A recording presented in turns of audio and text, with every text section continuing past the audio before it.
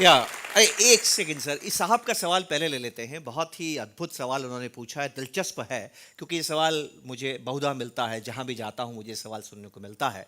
सवाल साहब का ये है कि मैं जब निवेश करूं इक्विटीज़ में, और मुझे ये आपने समझाया, आपने बताया, और मुझे अनुभव भी हो रहा है कि लॉन्ग टर्म में अगर इक्विटीज़ में निवेश किया जाए तो अच्छा रिटर्न मिलने की संभावनाएं बहुत बढ़ जाती हैं। तो मैं सीधे डायरेक्टली स्टॉक्स में निवेश क्यों ना करूं, मैं म्यूचुअल फंड के जरिए निवेश क्यों करूं? जब मैं म्यूचुअल फंड के जरिए निवेश करता हूं तो मैंने ये देखा है कि म्यूचुअल फंड में उतार चढ़ाव कम तो होते हैं, लेकिन अगर उतार कम होते हैं तो चढ़ाव भी कम होते हैं। और दूसरी मुश्किल ये है कि म्यूचुअल फंड्स की अपनी फीस होती है, म्यूचुअल फंड के अपने खर्चे होते हैं। और जब मैं सीधे तौर पे बाजार में जाता हूं तो मैं एक ब्रोकर के जरिए जाके निवेश कर सकता हूं, आसानी से निवेश कर सकता हूं। ब्रोकर के चार्जेस बहुत कम हुआ करते हैं। और ख़ास बात यह है कि मुझे कहाँ निवेश करना चाहिए, कौन सा स्टॉक लेना चाहिए, इसके लिए बहुत सी इंफॉर्मेशन अवेलेबल है, अखबारों के जरिए मिलती है। बिजनेस चैनल्स हैं जो 24/7 टीवी में चलते रहते हैं, इतने सारे बिजनेस चैनल हैं, उनसे मैं ज्ञान प्राप्त करके डायरेक्ट स्टॉक्स खरीद सकता हूँ। कुछ गलत नहीं है, ज़रूर आप खरीद सकते हैं, खरीदना भी चाहिए, क्योंकि इक्विटीज़ लॉन्ग टर्म में आपको रिटर्न देती है। पर दोस्तों, हम हमेशा से बात करते आए हैं कि हम भावनात्मक लोग हैं, हमारे अंदर भावनाएं हैं, इमोशंस हैं, कमजोरियां हैं। चलिए, मैंने ये मान लिया कि आप अपने कमजोरियों पे विजय भी प्राप्त करते हैं। कुछ समय के लिए हम मान लेते हैं कि हम अपने कमजोरियों पे विजय प्राप्त करते हैं, और आपको ये आत्मविश्वास है कि आप अपने भावनाओं पर नियंत्रण रख सकते हैं और आप डायरेक्ट शेयर्स पे निवेश कर सकते हैं। क्या तब भी ये डायरेक्ट निवेश म्यूचुअल फंड के मुकाबले बेहतर है? आइए हम समझने की कोशिश करते हैं। मैंने ये देखा है परसेंटेज वाइज, मैं ये नहीं देखता, मुझे इस बात पे कभी विश्वास नहीं करता हूं कि देखो उसने डायरेक्ट निवेश में करके इतना पैसा कमाया। मैं इस बात पे विश्वास नहीं करता हूं। मैं इस बात पे विश्वास करता हूं कि संभावनाएं ज्यादा किस बात की है, कितने लोगों ने निवेश किया और कितने लोगों ने कमाया। ज्यादातर लोगों के साथ में क्या हुआ, एक व्यक्ति ने किया क्या, exception doesn't make a rule. Most of the people those who have gone direct, उनके साथ में क्या हुआ। मोस्ट ऑफ द ट्रेडर्स जो रोजाना बाजार के अंदर निवेश करते हैं, उनके साथ क्या होता है। मेरी चिंता ये है दोस्तों। तो आइए हम समझने की कोशिश करते हैं कि डायरेक्ट के अंदर जब आप जाते हैं तो होता क्या है। इन्वेस्टर टाइमिंग द मार्केट करता है, वो पैटर्न है, एफोफेनिक है, वो पैटर्न्स को देखता है। वो मन के अंदर ये भावना रखता है कि अब बाजार बढ़ेगा, अब बाजार गिरेगा, तो वो कभी बाजार में आता है और कभी बाजार में जाता है। तो वो एक चीज से दूर हो जाता है, वंचित रह जाता है, उसको बोलते हैं कंपाउंडिंग। जो म्यूचुअल फंड खूबसूरत तरीके से वो कंपाउंडिंग देती है। देखिए, जब आप डायरेक्ट स्टॉक्स में निवेश करते हैं, कितने ऐसे इन्वेस्टर्स हैं जो लंबे समय तक रुकते हैं। आप लंबे समय तक नहीं रुकते हैं, आते और जाते रहते हैं। आते जाते रहने से क्या होता है, एक छोटा सा एग्जांपल मैं आपको देता हूँ। मेरा एक मित्र था, बेंगलोर में रहता था। उनके गिरवी का काम था, गिरवी का लोन देने का काम था। वो क्या किया करते थे, अपने नकद को लोगों को लोन दिया करते थे। 15 से 18% का रिटर्न अपने उस लोन के ऊपर कमाया करते थे। रिटर्न थोड़ा कम था क्योंकि वो अपना सोना रखते थे, और सोना रखने के बाद में वो उधार दिया करते, छोटे छोटे उधार, 500, 700, 1000, 5000, 10,000, इस तरह के उधार दिया करते थे। मेरी उम्र का मित्र है, उसने अपने बड़े भाई का अनुभव मेरे साथ में बांटा। 1975 में वो कहता है कि उनके पास 25 लाख रुपए का फंड था, जिसको कि वो वितरित किया करते थे, इस तरह से लोन दिया करते थे। रेट ऑफ इंटरेस्ट अगर हम 15% भी मान ले दोस्तों, तो अगर 1975 से लेकर 2018 कितने साल हो गए, 43 साल हो गए, 42 साल हो गए, 40 साल पकड़ते हैं। अगर आप 40 साल तक 25 लाख रुपए को 15% के ब्याज पे पैसा लगाते हैं, तो आप मुझे अंदाज बता सकते हैं कि 25 लाख रुपए 40 साल में 15% से कितने हो जाएंगे। गैस कीजिए अगर नहीं जानते हैं तो। दोस्तों, 100 करोड़ से ज़्यादा, 100 करोड़ से ज़्यादा।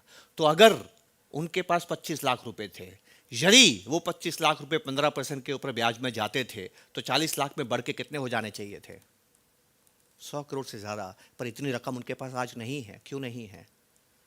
क्योंकि हमेशा 24/7 मल्टीप्लाई बाई 365 डेज के लिए 15% वो पैसा नहीं लगा था। तभी 15% मिलते थे जब लोग लेने आते थे, और उतनी ही देर के लिए मिलते थे जितनी देर के लिए लोग पैसा रखते थे। तो बहुत बार वो पैसा क्या रहता था, आइडियल रहता था। ठीक है ना? तो आप देखिए, जब आप स्टॉक्स में जाते हैं, आपका पैसा कितना आइडियल रहता है। जब आप आते जाते रहते हैं, निकलते रहते हैं, तो आइडियल कितना रहता है, जिस पे ज़रा गौर कीजिएगा। दूसरी चीज़, और ये ज़्यादा महत्वपूर्ण चीज़ है, कि डायरेक्ट में फ़र्क क्या है और म्यूचुअल फंड में फ़र्क क्या है। सेंसेक्स में 30 कंपनियां हैं। सेंसेक्स कितने सालों से, 1980 से है, करीब करीब 35-40 साल होने को आए। 35 साल से सेंसेक्स है। सेंसेक्स में 30 कंपनियां 35 साल पहले भी थी। सेंसेक्स में 30 कंपनियां 35 साल के बाद में भी है। क्या ये वही कंपनियां हैं जो सेंसेक्स में आज हैं, जो 30 साल पहले थी या 35 साल पहले थी? नहीं। क्यों? क्योंकि सेंसेक्स क्या करता है, जो कंपनियां कमज़ोर हो जाती हैं, जिन कंपनियों में कारोबार नहीं होता है, जो कंपनियां ख़त्म हो जाती हैं, उनको छोड़ देता है और नई कंपनियों को अपने सेंसेक्स के अंदर, अपने इंडेक्स के अंदर समावेश करता है। क्योंकि जो कमज़ोर हो गया, जो ख़त्म हो गया, वो तो मर गया। कुछ बात समझ में आ रही है? कुछ बात समझ में आ रही है दोस्तों? इंडेक्स जिंदा है। हम कहते हैं कि इंडेक्स, हम कहते हैं, क्या कहते हैं कि इंडेक्स 100 से बढ़ के 35,000 हो गया। इंडेक्स ने रिटर्न दिया है, उसमें जो शेयर है उसने रिटर्न नहीं दिया है दोस्तों, वो तो खत्म हो गया। आज जो 30 शेयर्स है, इसमें से आधी कंपनियां 1989 में थी ही नहीं। उसमें से आधी कंपनियां 1989 में थी ही नहीं। ये कैसे काम करता है? ये आत्मा के जैसे काम करता है। आत्मा का काम क्या है? कमजोर को छोड़ना और मजबूत को पकड़ना। तो आप क्या समझते हैं म्यूचुअल फंड क्या करता होगा? म्यूचुअल फंड आपको एक स्टॉक नहीं बेचता है। म्यूचुअल फंड के अंदर आप एक स्टॉक में इन्वेस्टमेंट नहीं करते हैं। म्यूचुअल फंड में आप डाइवर्सिफाइड पोर्टफोलियो में इन्वेस्टमेंट करते हैं। ये पोर्टफोलियो आत्मा के जैसे होता है दोस्तों, कमज़ोर को छोड़ता है और मजबूत को पकड़ता है। म्यूचुअल फंड में आपको रिटर्न मिलने की संभावनाएं बहुत ज़्यादा बढ़ जाती हैं। और खूबसूरत बात देखिएगा, इसका सबूत मैं आपको दे सकता हूँ। मुझे उन शेयर्स के नाम नहीं लेने चाहिए, मुझे म्यूचुअल फंड्स के नाम नहीं लेने चाहिए, लेकिन इशारा भर काफ़ी आप समझ जाएंगे। 2000, सन 2000 के अंदर एक क्रांति सी आ गई इन इन्वेस्टर्स के अंदर। जिसको देखो वो डॉट कॉम के पीछे भागता था, याद है आपको? जिसको देखो वो सॉफ्टवेयर टेक्नोलॉजी के स्टॉक्स के पीछे भागता था। जो एक कंपनी आईपीओ लेके आ रही है, अगर आगे डॉट कॉम लगा दिया तो आईपीओ फुली सब्सक्राइब क्या होता था? 100 टाइम्स सब्सक्राइब होता था। ये जमाना था जिसको हम डॉट कॉम बबल देते हैं। इतिहास में एक केस स्टडी बनकर रह गया है। तो वहां कुछ ऐसी कंपनियां थी जो आज की तारीख में नहीं है। सिल्वर लाइन, डीएसके सॉफ्टवेयर, बहुत सी कंपनियां हैं, पेंटा मीडिया, बहुत सी कंपनियां हैं जिसके अंदर के म्यूचुअल फंड्स ने निवेश किया और निवेशकों ने निवेश किया, है ना। केतन पारिक स्कैम हुआ था, अगर आपको मालूम हो। उनको K10 स्टॉक्स कहते हैं, K10 स्टॉक्स। याद कीजिए K10 स्टॉक्स में क्या था।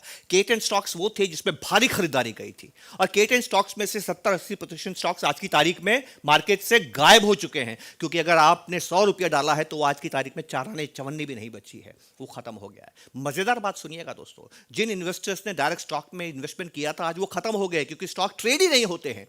पर उन्हीं स्टॉक्स को म्यूचुअल फंड्स ने खरीदा था। पर म्यूचुअल फंड तो पोर्टफोलियो होता है, म्यूचुअल फंड तो इंडेक्स के जैसे काम करता है। म्यूचुअल फंड ने कमजोर शेयर्स को छोड़ दिया। पर आप कहेंगे कमजोर शेयर तो नुकसान हो गया, तो फायदा कैसे होगा? ध्यान से इस बात को समझिएगा। म्यूचुअल फंड एक जीवात्मा के जैसे काम करता है, जो कभी मरता नहीं है। कैसे?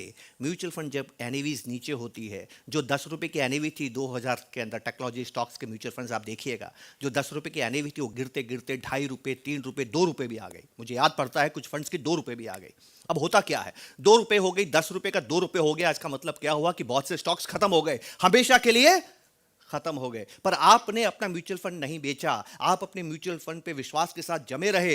हुआ क्या दोस्तों? बाजार में हमेशा सुधार आता है, बाजार सुधरता है, बाजार को समझ में आता है कमजोर कौन है, मजबूत कौन है। 2 रुपए के एनएवी पे नया इन्वेस्टर आता है, और जब नया इन्वेस्टर आता है तो पोर्टफोलियो का फंड मैनेजर जो जान चुका है कि कौन सी कंपनी खराब है, कौन सी कंपनी अच्छी है, वो उस नए पैसे से अच्छी कंपनी के अंदर लगातार निवेश करता जाता है।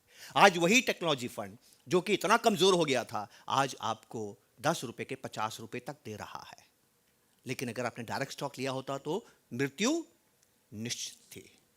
म्यूचुअल फंड आत्मा के जैसे काम करता है दोस्तों, इंडेक्स के जैसे काम करता है।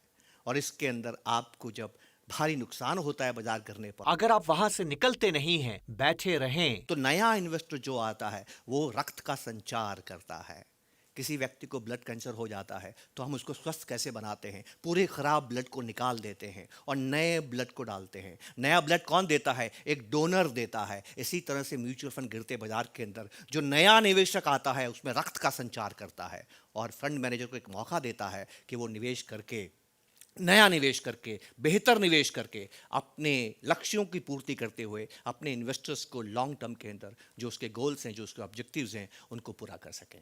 मैं आपसे फिर से कहता हूं, अगर आप में क्षमता है, अगर आप में भावनाओं में नियंत्रण है, अगर आपके पास में समय है, आप डायरेक्ट स्टॉक्स में निवेश कर सकते हैं। पर याद रखिएगा दोस्तों, हर कंपनी जो होती है नश्वर होती है, पैदा होती है, बड़ी होती है और ख़त्म हो जाती है। और आजकल तो टेक्नोलॉजिकल क्रांति के साथ में इस बात की संभावनाएं बहुत जल्दी बढ़ गई है कि न जाने कौन सा बिजनेस कब खत्म हो जाए, न जाने कौन सा बिजनेस गवर्नमेंट की पॉलिसी से कब खत्म हो जाए। संभावनाएं टेक्नोलॉजी चैलेंजेस की वजह से बढ़ रही हैं, और इस बढ़ती संभावनाओं के अंदर बेहतर यह रहेगा कि हम इस तरह से अपने निवेश का नियोजन करें कि हम जो जाने वाली कंपनी है, कमज़ोर होने वाली कंपनी, उसको पहले पहचान सकें, और नई मजबूत होती कंपनी को हम पहले समझ सकें। ये क्षमता फंड मैनेजर्स एक्सपर्ट होते हैं उनके पास में ज़्यादा होती है। मुझे उम्मीद है दोस्तों बात समझ में आई होगी। विकल्प आपका, विवेक आपका, गोल आपका, उद्देश्य आपका। मनन करें, चिंतन करें और अपने लिए निर्णय लें। बहुत बहुत धन्यवाद, शुक्रिया, नमस्कार। थैंक यू, नमस्कार। ऐसे और वीडियोस देखने के लिए सब्सक्राइब करें हमारा यूट्यूब चैनल। म्यूचुअल फंड निवेश बाजार के जोखिमों के अधीन हैं। योजना से जुड़े सभी दस्तावेजों को ध्यान से पढ़ें।